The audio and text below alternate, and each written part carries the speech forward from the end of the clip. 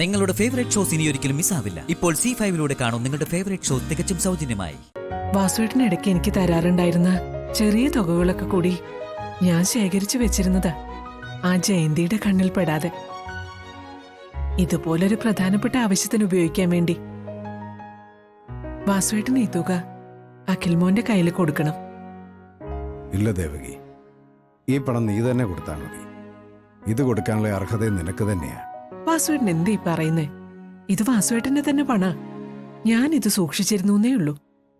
ഇത് വാസുവേട്ടൻ വേണം കൊടുക്കാൻ. എതിർത്തൊന്നും പറയരുത്. സത്യം പറഞ്ഞ എന്റെ മനസ്സ് എത്രത്തോളം സന്തോഷിക്കുന്നുണ്ടെന്ന് പറഞ്ഞറിയിക്കാൻ വയ്യ. നമ്മുടെ മോള് വലിയൊരു സ്ഥാനത്തെത്തി. ഇപ്പതാ അകന്നു നിന്ന വസുന്ധരാമ അവളെ അംഗീകരിക്കുകയും ചെയ്തു. നമ്മുടെ മോളെ അവൾ ആരാധിക്കുന്ന ശ്രീകൃഷ്ണ ഭഗവാൻ അങ്ങനെയൊന്നും കൈവിട്ട് കളയില്ല ദേവകി. അല്ല, അരവിന്ദനും ജയന്തിയൊക്കെ റെഡിയായോ? അവര് റെഡിയാവുന്നേ ഉള്ളൂ. നീ റെഡിയായോ? ജയന്തി എന്തിയടാ? ഇവിടെ ഉണ്ടായിരുന്നില്ല, ഞാൻ നോക്കട്ടെ. പെട്ടെന്ന് റെഡിയാ, പോവാം, സമയമായി. വാ ദേവകി, നമുക്ക് റെഡിയാവും.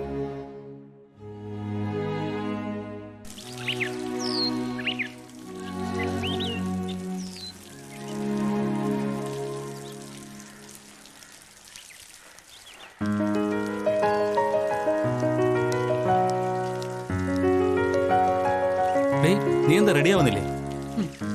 ഇനി അരവിന്ദേട്ടൻ എത്ര തലകുത്തി മറിഞ്ഞാലും ശരി, ഞാൻ ഈ കല്യാണത്തിന് വരാൻ പോകുന്നില്ല. കല്യാണം അല്ലല്ലോ, ശാന്തി മുഹൂർത്തം അല്ലേ. ശാന്തി മുഹൂർത്തത്തിനെ അച്ഛനും മക്കളും കൂടി അങ്ങ് പോയാ മതി. മരുമകള് വരുന്ന പ്രശ്നമേ ഇല്ല. ജയന്തി, നീ ആ പഴയ ദേഷ്യം വെച്ച് വിലപേശേണ്ട സമയമല്ല ഇത്. എടി, നീ പെട്ടെന്ന് റെഡിയായേ. നീ വന്നില്ലെങ്കിൽ അവിടെ എല്ലാരും ചോദിക്കും. അങ്ങനെ വരട്ടെ. അപ്പൊ അതാണ് കാര്യം. അവിടെ എല്ലാവരും ചോദിക്കും. അപ്പൊ എഴുന്നള്ളിപ്പിന് ആനയെ നിർത്തുന്ന പോലെ ആളെ കാണിക്കാൻ വേണ്ടി ഞാൻ അവിടെ വേണം അല്ലേ? എനിക്കേ സൗകര്യമില്ല. നിങ്ങൾ 4 പേരും കൂടി അങ്ങ് പോയാ മതി. ആൾക്കാർ ചോദിക്കുമ്പോ എന്തേലും കള്ളം കൈന്നിട്ട് പറഞ്ഞാ മതി. അല്ല, കള്ളം പറയാൻ വിദഗ്ധനാണല്ലോ. ജയന്തി, നോക്ക്, നല്ലൊരു ദിവസം നീ ആയിട്ട് അലങ്കോലമാക്കരുത്. നീ വന്നേ പറ്റൂ. ഇങ്ങനൊരു ദിവസം വരുമെന്നേ നിങ്ങളുടെ അനിയത്തി ഓർക്കണായിരുന്നു. അന്ന് ഞാൻ 2 ദിവസം അവിടെ നിന്നപ്പോ എന്നെ ഓടിച്ചവിടാൻ എന്തൊരു ധൃതിയായിരുന്നു അവക്ക്. ജയന്തി, കഴിഞ്ഞതൊക്കെ പോട്ടെ. നീ വന്നേ പ്ലീസ്. ഞാൻ അതിന് എന്ത് വേണമെങ്കിലും ചെയ്യാം. ഞാൻ ഉദ്ദേശിക്കുന്ന രീതിയിൽ തന്നെ കാര്യങ്ങൾ വരുന്നു. എന്ത് വേണോ ചെയ്യൂ അല്ലേ? അങ്ങനെയാണെങ്കിലേ എനിക്ക് മുമ്പൊരിക്കലും വാങ്ങിത്തരാന്ന് പറഞ്ഞില്ലേ ആ കമ്മല്, കല്ല് വെച്ച കമ്മല്, അത് വാങ്ങിത്തരണോ എനിക്ക്. ജയന്തി, നീ എന്നെ പരീക്ഷിക്കാതെ. ആ കമ്മല് വാങ്ങിക്കാനുള്ള ബഡ്ജറ്റ് ഒന്നും എന്റെ കയ്യിലില്ല. ഓഫീസിൽ നിന്ന് ആരോടെങ്കിലും കടം വാങ്ങിക്കൂടെ? അല്ലെങ്കിൽ ഒരു ചിട്ടിക്ക് ചേർന്നിട്ടുണ്ടല്ലോ, ആ ചിട്ടി അങ്ങ് പിടിച്ചാ പോരെ. ഇനി ചിട്ടി ആയാലും ശരി, പാട്ടോ ആയാലും ശരി, കമ്മല് വാങ്ങാമോ? ഞാൻ കല്യാണത്തിന് വരാം. ശരി, ഞാൻ വാങ്ങിത്തരാം. ഒരാഴ്ചക്കുള്ളിൽ എങ്ങനെയെങ്കിലും ഞാൻ വാങ്ങിത്തരാം. ഉറപ്പാണോ? ഉറപ്പ്.